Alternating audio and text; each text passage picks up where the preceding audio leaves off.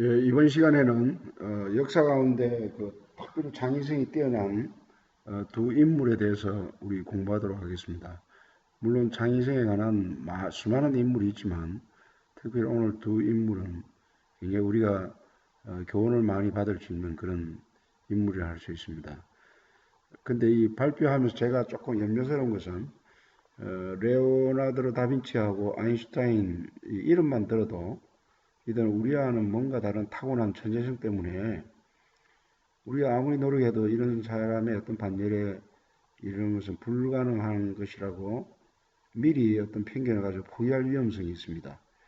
근데 제가 미리 말씀드리지만 그것은 기후에 지나지 않습니다. 오히려 이들도 이들의 생애를 조사하고 이들이 창의력을 발휘한 어떤 과정을 보면 참으로 평범한 데서 출발했다는 걸 알 수가 있고 우리도 얼마든지 이 사람을 통해서 할 수 있다는 그런 가능성을 오히려 도전을 받게 됩니다. 이들이 어떤 뭘 하나 이렇게 완성하는 과정 속에서도 반드시 실패와 실수의 과정이 있었고 또 그들이 이제 결국 그런 창의성을 강조할 때도 보면 심지어 레오나르도 다빈치나 아인슈타인이 공통적으로 그들이 주장하는 창의성의 가장 중요한 기초는 호기심이란 말을 합니다. 호기심. 질문을 많이 던졌죠.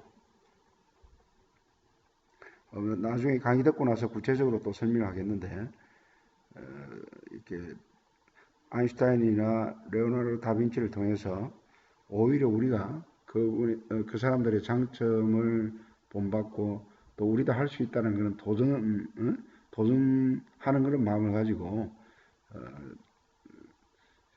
처음부터 겁먹지 말고 오히려 담대하게 듣는 그런 자세가 필요한 줄 믿습니다. 지금부터는 학생들의 발표를 들어보시길 바랍니다.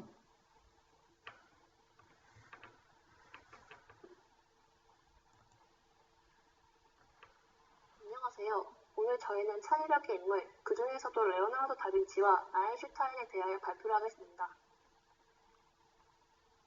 발표의 목차로는 레오나르도 다빈치와 아인슈타인 두 인물이 가진 공통점, 레오나르도 다빈치, 아인슈타인 그리고 두 인물의 명언입니다.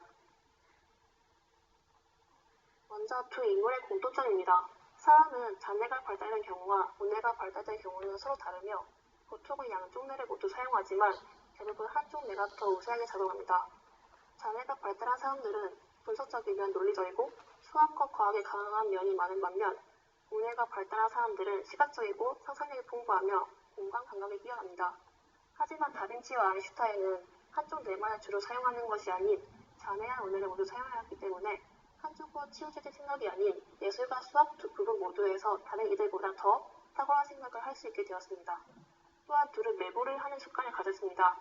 밥 먹는 중이든 일을 하는 중이든 간에 틈이 날 때마다 자신의 생각을 메모하였고 이러한 점이 그 둘이 창의적인 아이디어를 떠올리는 데 결정적인 도움을 주었습니다. 다음으로 레오나르도 다빈치의 작품과 특징입니다. 다빈치는 창의력을 한정적인 분야가 아닌 미술, 과학, 기술 등 다양한 분야에 활용하였습니다. 이 중에서도 미술 분야에서 스푸마토 기법을 사용하였는데 이 스푸마토 기법이란 연기라는 의미의 이탈리아에서 유래된 미술 용어로 다빈치가 처음 시도한 기법으로 화면 전체에 깊이와 오묘함을 더해줄 뿐만 아니라 원근감과 공감각을 느끼게 해주는 즉 공기원근법을 실전에 도입하였습니다. 다빈치는 이 스푸마토 기법을 저희에게 잘 알려진 작품 모나리자, 최후의 만찬, 그리고 그리스의 도에 3개에 적용하였습니다. 다빈치의 대표적인 작품 중 하나인 모나리자는 윤곽선이었고 색과 색 사이의 경계가 모호하다는 점에서 스푸마토 기법의 특성을 잘 나타내고 있습니다. 최후의 만찬은 사람들이 보통 알고 있는 16세기 르네상스 시대가 이 작품과 함께 시작되었다고 전해지고 있습니다. 다빈치는 이 역시도 스푸마토 기법을 사용하여 명암에 의한 입체감과 대기로 가득 찬 공간을 표현하였습니다. 다빈치가 창의력을 키울 수 있었던 이유는 그가 아이디어 노트와 메모를 하는 습관을 가지고 있었기 때문입니다. 다빈치는 아이디어 노트와 메모에 온갖 종류의 글과 그림 또는 낙서를 담았고 이 기록들은 자그마치 7,200쪽에 달한다고 합니다. 그는 미술, 옆에 보이는 인체 비율도와 같이 인체 해부, 비행기기, 수학 계산, 식물줄기, 전쟁 무기, 우화 등 다양한 분야와 관련된 내용을 적었으며 이런 다양한 분야가 서로 뒤엉켜 다소 산만해 보일 수도 있지만 그의 남다른 상상력과 사고의 자유로운 전환을 암시하기도 합니다. 또한 우연히 떠오르고 잊을 수 있는 아이디어를 빠짐없이 적었고 이를 실제로 실현하기 위해 노력하는 과정에서 다빈치의 창의성이 더 향상되었다고 말할 수 있습니다.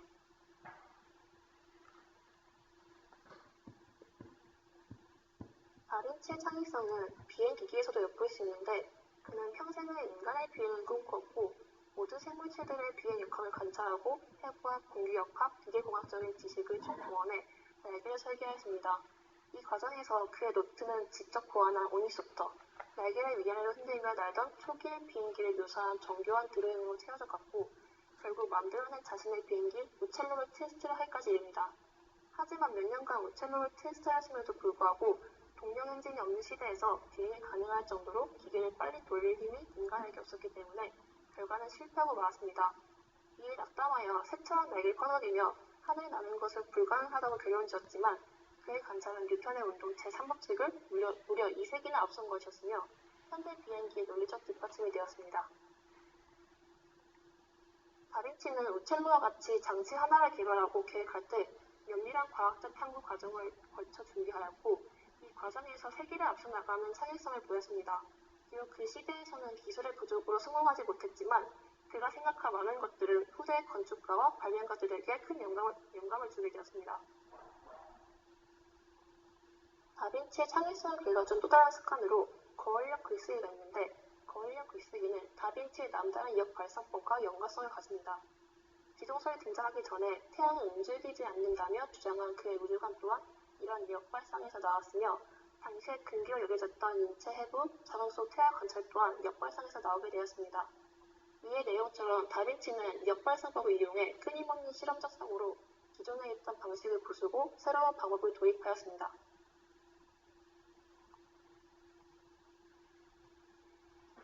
이어서 아인슈타인에 대해서 발표하겠습니다. 일단 아인슈타인의 생애와 업적에 대해 간략하게 설명하겠습니다. 아인슈타인은 1879년 독일 슈바벤 지방의 울름이라는 작은 도시에서 태어났습니다. 뒤처진 어린 생활을 겪은 아인슈타인은 4살까지 말이 어눌하다가 9살에 말을 깨우치고 12살에 기하학을 접하고 흥미를 느끼며 과학과 수학에 관심을 갖게 됩니다. 그리고 1905년 3월 17일 아인슈타인은 첫 논문인 광양자설을 발표합니다. 광양자설은 전통적으로 빛을 파동으로 보았던 관점 대신 입자의 성질도 가지는 것으로 보는 양자역학적인 관점으로 빛의 광전 효과를 설명합니다. 이후 같은 해 5월 11일에 두 번째 논문인 브라운 운동을 발표합니다. 브라운 운동은 어떤 물체의 온도는 물질을 이루는 운동이나 진동하는 분자의 평균 운동 에너지에 비례한다는 내용으로 분자의 존재, 분자의 열 운동을 증명하게 됩니다. 또 같은 해 6월 30일에 특수상대성 이론을 발표하며 핵물리학의 기초를 세우고 핵물리학이 발전할 토대를 마련하게 됩니다. 이후 1915년 아인슈타인은 일반 상대성 이론을 발표합니다. 그리고 1921년에 아인슈타인은 노벨 물리학상을 수상하게 됩니다. 다음으로 아인슈타인의 가장 잘 알려진 업적인 상대성 이론에 대해 알아보겠습니다. 아인슈타인은 1915년 일반 상대성 이론 때 발표 가속도 운동에 대해 의문을 가지고 일반 상대성 이론의 형성에 대한 실험을 통해 모순을 알아내거나 합리적인 결과를 유추하는 사고 실험을 시행하게 됩니다. 상대성 이론은 특수상대성 이론과 일반 상대성 이론을 합친 것으로 특수상대성 이론은 서로에 대해 등속도로 운동하는 두 관찰자에게는 동일한 물리법칙이 적용된다는 내용이고 일반 상대성 이론은 등가 원리에 기반하여 가속 운동과 중력을 받는 것이며 두 가지는 구분할 수 없으며 모든 운동 상태에서 적용되는 것입니다. 상대성 이론은 시간, 공간, 물질, 에너지의 통합이라고 할 수 있습니다. 아인슈타인이 특수상대성 이론을 발견한 일화에서 아인슈타인의 창의성에 대한 특징을 알 수 있었습니다. 아인슈타인은 거울을 든 채 빛의 속도로 이동하는 자신의 모습을 상상하는 경험이 특수상대성 이론을 발견하는 데 도움을 받았습니다. 이는 창의력이 뛰어난 사람은 개념을 시각화하는 경향이 강하기 때문입니다. 다음은 아인슈타인의 창의성을 길러준 습관에 대해 알아보겠습니다.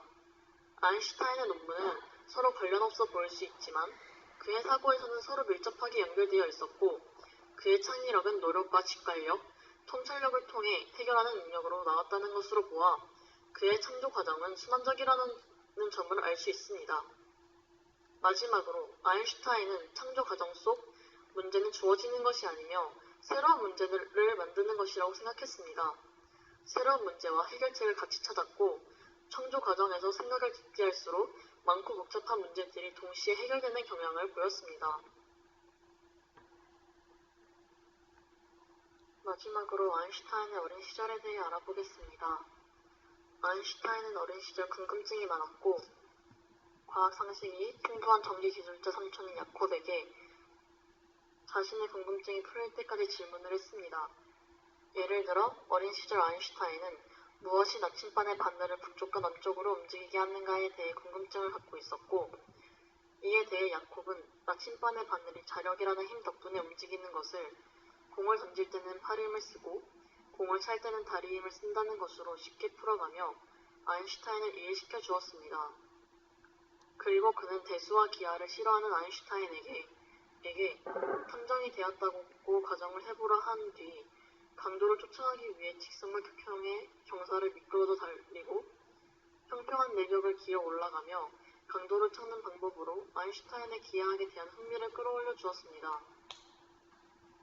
이처럼 궁금증이 생기고 궁금증을 풀어주고 창의적인 방식으로 학습에 도움을 준 야콥의 방식은 아인슈타인이 뛰어난 창의성을 가지는 데 도움이 되었다고 생각합니다.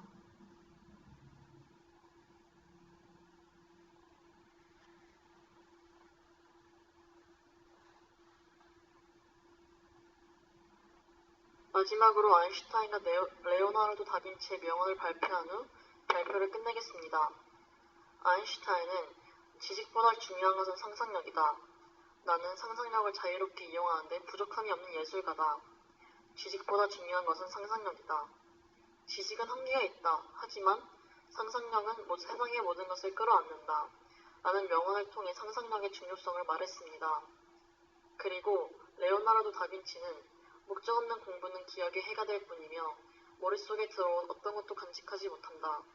잘 보낸 하루 끝에 행복한 잠을 청할 수 있듯이 한 생을 잘 산 후에는 행복한 죽음을 맞이할 수 있다. 라는 명언을 통해 지속적인 배움과 실천을 강조했습니다. 다음은 발표에서 쓰인 자료들에 대한 출처입니다. 감사합니다. 학생들 발표 참 잘했습니다. 근데 그 발표 가운데 상당히 자료도 지금 미리 제공되지 않는 가운데서도 두 사람의 어떤 업적 가운데 예를 들어서 아인슈타인 같은 경우에 아까 광정 효과라든가 브라운 효과라든가 또 상대성 원리 이런 거에 대해서 전문적으로 설명하는 걸 보고 제가 깜짝 놀랐습니다. 어떻게 이런 자료들을 잘 모아가지고 체계적으로 발표를 잘 할 수 있는가. 오히려 여러분들이 지금도 발표하면서 각 조원들이 창의성을 잘 발휘하고 있는 모습을 볼 수 있는 그게 제가 크게 칭찬을 보내고 싶습니다. 다시 한번 그 발표를 통해서 제가 제 나름대로 느낀 거는 레오나르도 다빈치에서 얻을 수 있는 인상적인 것 중에 하나가 그런 어떤 상상력과 생각 가운데 뭐가 떠오르면 이 크로키 기법으로 해가 그림을 메모지 습관적으로 그렸다는 그 기록이 남아 있는데 예를 들어서 새 나는 방법에 대한 연구로 비행기의 원리를 생각했는데 이때 그 연구 노트에 보면 낙하산이라든가 헬리콥터라든가 이런 그림이 그 당시에는 뭐 헬리콥터가 발명되어 있지 않은 상황에서 이런 그림이 그려 있다는 게 참 놀랍습니다. 그러니까 여기서 우리가 얻을 수 있는 교훈은 우리들도 일상생활에서 갑자기 떠오르는 어떤 좋은 아이디어가 떠오를 때가 있을 거예요.